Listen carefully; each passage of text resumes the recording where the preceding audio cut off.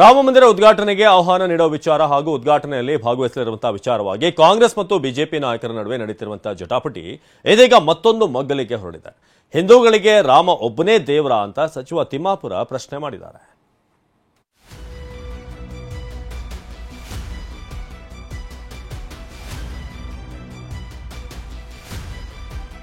ರಾಮ ಮಂದಿರ ಉದ್ಘಾಟನೆಗೆ ಹೋಗದೇ ಇರಲು ಕಾಂಗ್ರೆಸ್ ನಾಯಕರು ನಿರ್ಧಾರ ಮಾಡಿದ್ದನ್ನೇ ಬಿಜೆಪಿ ಅಸ್ತ್ರ ಮಾಡಿಕೊಂಡಿತ್ತು. ಕಾಂಗ್ರೆಸ್ನವರು ಹಿಂದೂ ವಿರೋಧಿಗಳು ಅಂತ ಬಿಜೆಪಿ ನಾಯಕರು ಆರೋಪಿಸಿದ್ರು. ಇದು ಬಿಜೆಪಿ ಮತ್ತು ಕಾಂಗ್ರೆಸ್ ನಾಯಕರ ನಡುವಿನ ಜಟಾಪಟಿಗೆ ಕಾರಣವಾಗಿತ್ತು.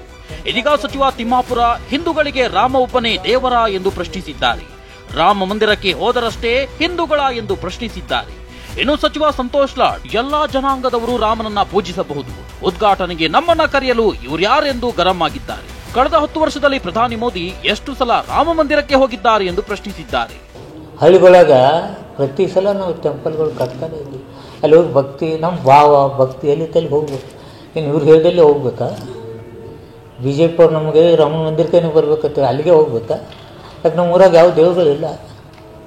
ನಮ್ಮ ಊರೆಲ್ಲ ದೇವ್ರುಗಳು ಹೌದಲ್ಲೋ. ಇವ್ರಿಗೆ ಯಾವ ದೇವ್ರುಗಳ ಗತಿ ಕಾಣ್ತಾ ಇಲ್ಲ. ನಮ್ಮ ಹಳ್ಳಿಗಾಡಿನಲ್ಲಿ ಅದೀವಲ್ಲ, ನಾವೆಲ್ಲ ದೇವ್ರುಗಳು ಅದಾವಲ್ಲ. ದುರ್ಗ ಹೋದಾಳ, ದ್ಯಾಮ ಹೋದಾಳ, ಕಾಳ ಹೋದಾವ, ಕಂಟೆ ಹೋದಾಳ, ಹನುಮಂತೇವ್ರು ಅದ. ಇವ್ರು ಯಾರು ಪೊಲಿಟಿಕಲ್ ಪಾರ್ಟಿಗಳು ಕರೀಲಿಕ್ಕೆ ಅಥವಾ ಜನನ ಕರೀಲಿಕ್ಕೂ ಇವ್ರು ಯಾರು? ಇವ್ರಿಗೆ ಎಲೆಕ್ಷನ್ ಬಂದಿದ್ದು ಕರಿತಾ ಇದ್ದಾರೆ. ಈಗ ರಾಮನ ಭಕ್ತರು ನಾನು ಅರಿದು ಭಾಳ ಜನ ರಾಮನ ಭಕ್ತರು. ಬರೀ ರಾಮ ಅಷ್ಟಲ್ಲಿ ಎಲ್ಲ ದೇವರುಗಳಿದಾರಲ್ಲ, ದುರ್ಗಮ್ಮ, ಮಾರಮ್ಮ, ಗಂಡಿ ಮಾರಮ್ಮ, ಕೌಟಿ ಮಂಕಾಳು, ನೂರಾರು ದೇವರುಗಳಿದಾವೆ. ಇವು ರಾಮನ್ನ ಇವತ್ತು ಚುನಾವಣೆ ಬಂದಿದೆ ಮತ್ತು ಅದೇ ಸೇಮ್ ಕಳೆದ 40 ವರ್ಷದಿಂದ ಇದನ್ನೇ ಮಾತನಾಡ್ತಿದ್ದೀನಿ. ನಾನು ಮೊನ್ನೆ ಕೂಡ ಪ್ರಶ್ನೆ ಮಾಡಿದೆ, 30 ವರ್ಷದಿಂದ ಇಟಗಳಿ ತೊಗೊಂಡು ಹೋಗ್ಯಾರೆ.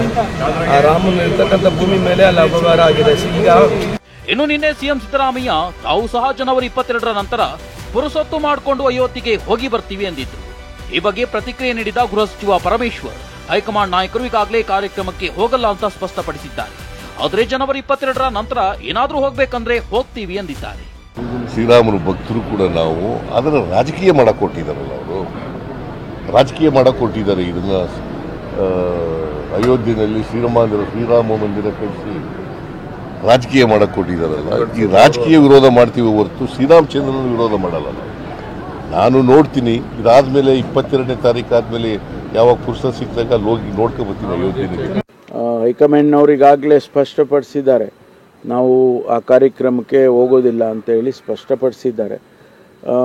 ಒಂದು ವೇಳೆ ಅವರು ಆನಂತರ ಏನಾದರೂ ಹೋಗಬೇಕು ಅಥವಾ ಹೋಗ್ತೀವಿ ಅನ್ನೋದೇನಾದರೂ ತೀರ್ಮಾನ ಮಾಡಿದರೆ ಹೋಗ್ತೀವಿ. ಇದೆಲ್ಲವೂ ನಮ್ಮ ಹೈಕಮಾಂಡಿನ ನಿರ್ಧಾರಕ್ಕೆ ಬಿಟ್ಟಿರ್ತಕ್ಕಂಥದ್ದು. ಆದರೆ ಸಿದ್ದರಾಮಯ್ಯ ಹೇಳಿಕೆಗೆ ತಿರುಗೇಟು ಕೊಟ್ಟಿರುವ ಸಂಸದ ಪ್ರತಾಪ್ ಸಿಂಹ, ರಾಮನ ಅಸ್ತಿತ್ವವನ್ನೇ ಪ್ರಶ್ನೆ ಮಾಡಿದ ಕಾಂಗ್ರೆಸ್ ಪಾಪ ತೊಳೆದುಕೊಳ್ಳಲು ಸಿದ್ದರಾಮಯ್ಯ ಮತ್ತು ಅವರ ಶಿಷ್ಯರು ಅಯೋಧ್ಯೆಗೆ ಹೋಗಿ ಬರಲಿ ಎಂದು ಕುಟುಕಿದ್ದಾರೆ. ರಾಮ ಒಬ್ಬ ಕಾಲ್ಪನಿಕ ವ್ಯಕ್ತಿ, ಅದಕ್ಕೆ ಯಾವ ಆಧಾರ ಇಲ್ಲ. ರಾಮ ಒಬ್ಬ ಇದ್ದ ಅನ್ನೋದಕ್ಕೆ ಅಥವಾ ಅಸ್ತಿತ್ವ ಇತ್ತು ಅನ್ನೋದಕ್ಕೆ ಯಾವುದೋ ಆಧಾರಗಳಿಲ್ಲ ಅಂತ ಹೇಳಿ ಸುಪ್ರೀಂ ಕೋರ್ಟ್ ಮುಂದೆ ದಾವೆ ಹೂಡಿದ್ದಕ್ಕಾಗಿ ಆ ಪಾಪವನ್ನು ತೊಳ್ಕೊಳ್ಳೋದಕ್ಕೋಸ್ಕರ ಸಿದ್ದರಾಮಯ್ಯ ಸಾಹೇಬರು ಅವರ ಪಕ್ಷದ ಪರವಾಗಿ ಅವ್ರು ಹೋಗಿ ಬಂದರೆ, ಅವ್ರ ಬೆಂಬಲಿಗರು ಹೋಗಿ ಬಂದರೆ ಖಂಡಿತ ನಾವು ಅದನ್ನು ಸ್ವಾಗತಿಸ್ತೇವೆ.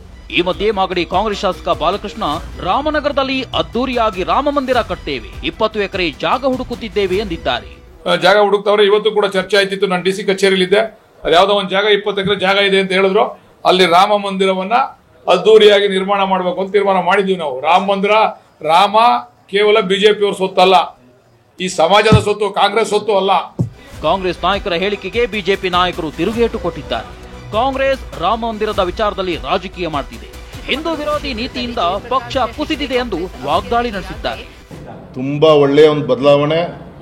ಇದಕ್ಕೆ ಕಾರಣ ಪುಣ್ಯಾತ್ಮ ನರೇಂದ್ರ ಮೋದಿಜಿಯವರು ಈ ತುಷ್ಟೀಕರಣ ರಾಜಕಾರಣದಿಂದ ಹೊರಗೆ ಬರಲಿಲ್ಲ ಅಂದರೆ ನಮ್ಮ ಕಾಂಗ್ರೆಸ್ಸಿನ ಹೆಸರು ಇಂದಿರಾ ಗಾಂಧಿಯವರ ಕಾಲದಲ್ಲಿ 400 ಚಿಲ್ಲರೆ ಇದ್ದಂಥ ಲೋಕಸಭಾ ಸದಸ್ಯರು ಅಧಿಕೃತವಾದಂಥ ವಿರೋಧ ಪಕ್ಷದ ನಾಯಕನ ಸ್ಥಾನಕ್ಕೆ ಲೋಕಸಭೆಯಲ್ಲಿ 46 ಸಂಸತ್ ಸದಸ್ಯರು ಸಂಖ್ಯೆ ಇಲ್ಲದಂಥ ಸಂದರ್ಭಕ್ಕೆ ಇಳಿದಿದೆ ಅಂದರೆ ಇನ್ನೂ ನಾವು ಅರ್ಥ ಮಾಡ್ಕೊಳ್ಳಿಲ್ಲ ಅಂದರೆ ಕಾಂಗ್ರೆಸ್ಸಿಗೆ ಭವಿಷ್ಯ ಇಲ್ಲ ಅಂಥೇಳಿ ಆ ನಾಯಕರುಗಳಿಗೆ ಈಗ ಅನಿಸಿರ್ಬೋದು.